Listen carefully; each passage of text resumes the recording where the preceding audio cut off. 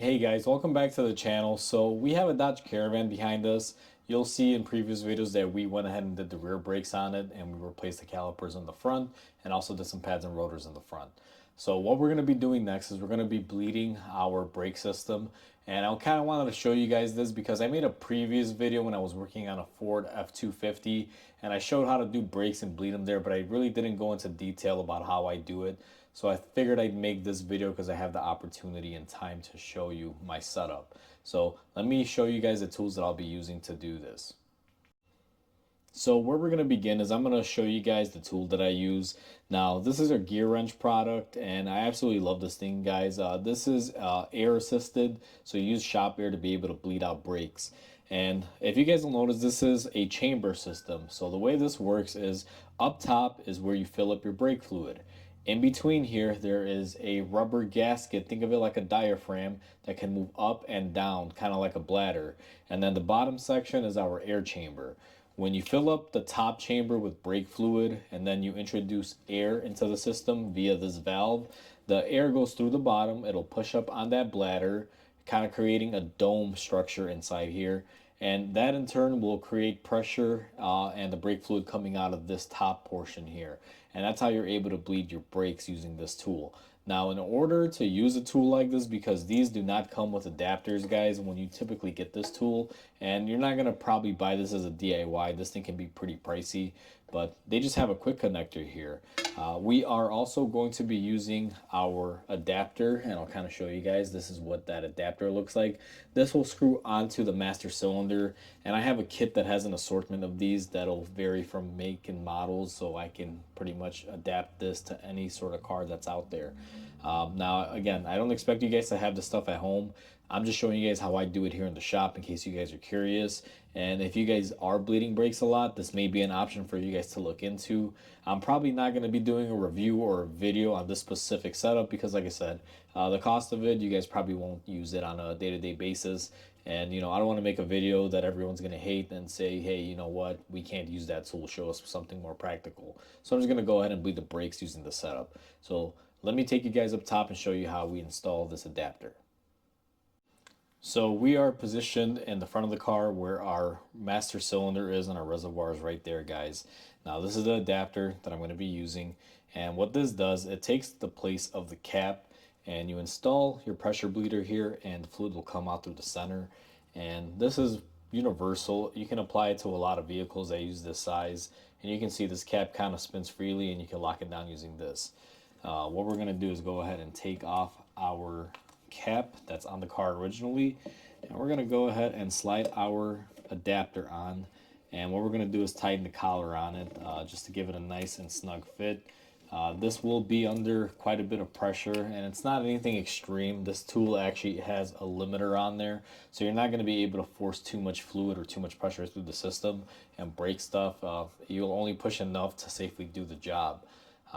But you still want to get this on nice and tight because even if you're running 20 psi of fluid through here, it's still quite a bit of pressure. You don't want that thing popping off and hitting you.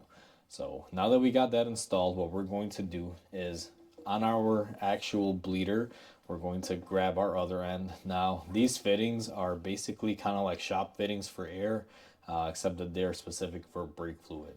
And you just take this and you push it up onto your connector. Now it's kind of difficult sometimes because it's not very sturdy, but you're able to get it on there. So we are at our bleeder, guys. Now this is shop air actuated. The first thing that I like to do is I go to this valve and I make sure this valve for my exiting portion of brake fluid is locked down and it's not in the open position, and I make sure that my valve for the air pressure is open. You're going to take your standard shop air and you're just going to want to plug it in here and you will hear it filling up. Now you can use this one of two ways. You can leave the air connected to it or you can disconnect it. I like to just fill it up with air. Right now we have about let's see here, about 55 pounds of pressure as far as the air that's in there, and I'm going to go ahead and close off the valve and I'm going to remove my air line. This way we're not tripping over air hose and you can easily move with the machine wherever you need to. I really love that feature about it. Now what I like to do here is I open up my valve And I'm going to be paying attention to make sure we don't have any leaks up top because we're going to be releasing our brake fluid now. So let me go ahead and do that. You guys may hear it hissing.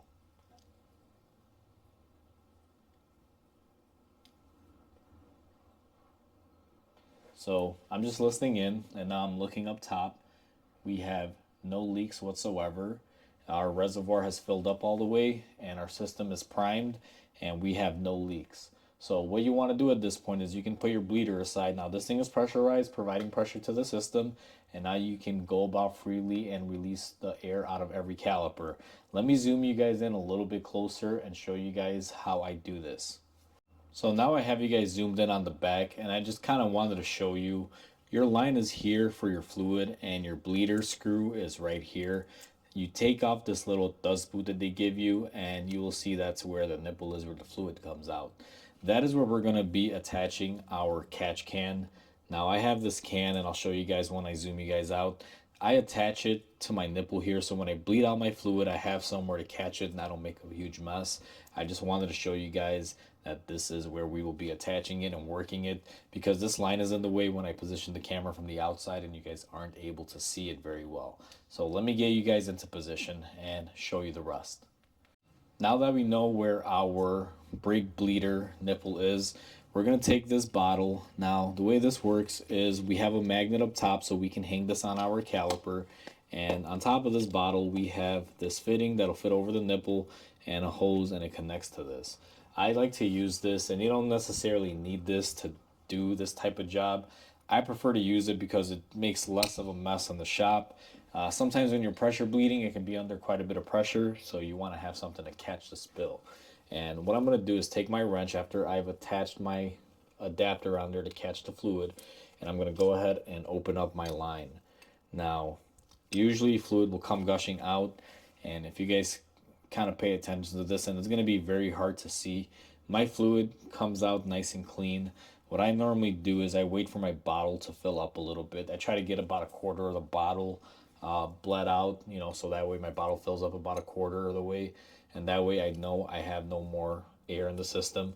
Now my bottle pretty much filled up right there, and you can see it's brand new fluid coming out of my line. It's nice and clean.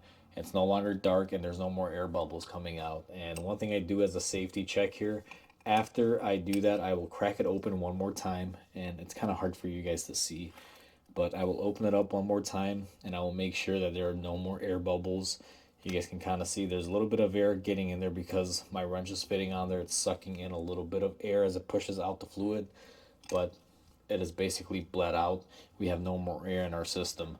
Now, once you bleed out your brakes, you're pretty much set. You put on the wheels and you're ready to roll. But there are a lot of misconceptions about this, and I'll kind of zoom the camera back out and talk to you about them. So a couple things that I want to touch on here, guys. In this particular vehicle, we did the two front calipers. Now, a lot of people have a misconception. They say if you open up the system for whatever reason, whether you replace one caliper, two, or all, that you got to bleed the whole system. Technically, that's not correct. You can replace one caliper and only bleed out one caliper, and that's absolutely fine. There's no issue with that, because when you open up that system, all the air will be confined to that corner of the vehicle, whichever side you worked on. So this isn't really a big thing where if you open up one, the whole system has to go. I just want to point that out there. In this scenario, I replaced the two front ones, so if I want to, I could choose to just flush out the two front and bleed them out and call it a day and send the car down the road. No one's going to know, and honestly, it doesn't really make a difference because the system will get all the air out and it'll function. Now, when I hook up my pressure bleeder, what I do is I basically do it as a part of a brake flush service. And instead of just bleeding out the front brakes when I replace the caliper, I sell a flush, and that way I can save the customer some money by removing some bleeding labor from each caliper and just utilize one whole system flush that winds up being cheaper for them in the long run, and they're getting more for their money because not only are they getting brand new fluid in the system, they're actually flushing it out, cleaning out any gunk or anything, and the system starts performing a lot better. Now, in my scenario, I showed you this one caliper, and it basically plays out the same for every single wheel, guys. Every corner of the car that has a brake caliper, you want to do the exact same thing. I'm not going to show you every single corner and how I do it. It's just copy and paste, 4 times over. That's why I'm only showing you guys on this one. What I'm going to be doing on this one is going to every wheel and flushing out the fluid, because like I said, I am doing a complete brake flush, and while I'm doing that, I'm also getting the air out of the front. I'm also bleeding my front calipers. I just wanted to point that out there because there's a lot of misconceptions out there. People, will say you got to do it all or this or that. Not necessarily true. One more misconception, or I guess you can say that people kind of wonder about, is a lot of people recommend you start from the farthest wheel from the master cylinder when you bleed the brakes. And let me tell you guys, they would be absolutely correct. The way that you're supposed to bleed a brake system, at least when you're doing it manually, when someone is pumping the pedal for you to get the air out, the wisest way to do it is to start off from the farthest wheel from the master cylinder. Typically, the way that that would work, at least here in North America, where our cars are left-hand drive, you would start from the passenger rear tire, then you go to the driver's rear, then the passenger front, and the driver's front would be the last one that you would bleed. That would be the procedure. So you start off at the rear and you work your way towards the front. It's kind of like a Z pattern, kind of in a way, if you really think about it. If you live in Europe or somewhere else and you're doing this, it would just be the opposite if you have a right-hand drive car. Instead of the right rear, you start at the left rear and just continue your way forward in a zigzag, and that'll help get the air out. Now, when I use my power bleeder, I find that, and I could be wrong on this, guys, but this is just what I've kind of noticed throughout the years. It doesn't matter where you start the bleeding from, you get the same result in the end because it's constantly keeping pressure on the system. So as long as you crack every bleeder open, it'll get all the air out. When I read the user manual on my vacuum bleeder, it said you can have the brake caliper bleeding and you can go inside the car and pump the brake pedal, because the system is under constant pressure, and you'll get all the air out. It won't affect anything. Now, I'm skeptical about that. I've never done it and I wouldn't do that. Obviously, I don't see a point in doing that. It's kind of a stupid thing to mention, but they mention it, and I'll never do it. But what I find is you go to any wheel and you can get the air out with this pressure bleeder. However, I'm true to my old ways. I start off at the farthest wheel and come back to the closest, even though I'm using the power bleeder. That's just how I've done it for years and what I'm used to. That's what I follow. So I just wanted to mention these two things to you guys. Hopefully you guys found this useful. Alright guys, so that pretty much wraps up this video. What I'm going to do after I cut off the camera is go ahead and bleed off every single side of the car here and get my air and my fluid out of the front calipers, and then bleed the fluid out of my rear just to get the new fluid in there.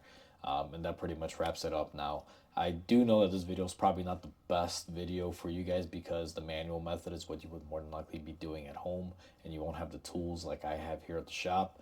But unfortunately today I don't have anyone with me that I could do the two person method to show you. However, the first chance that I'm given to do that, I will put that video out there and I will make it, because that'll be more useful for you guys. This video is going to be more of like educational slash entertainment in my mind, from what I would think.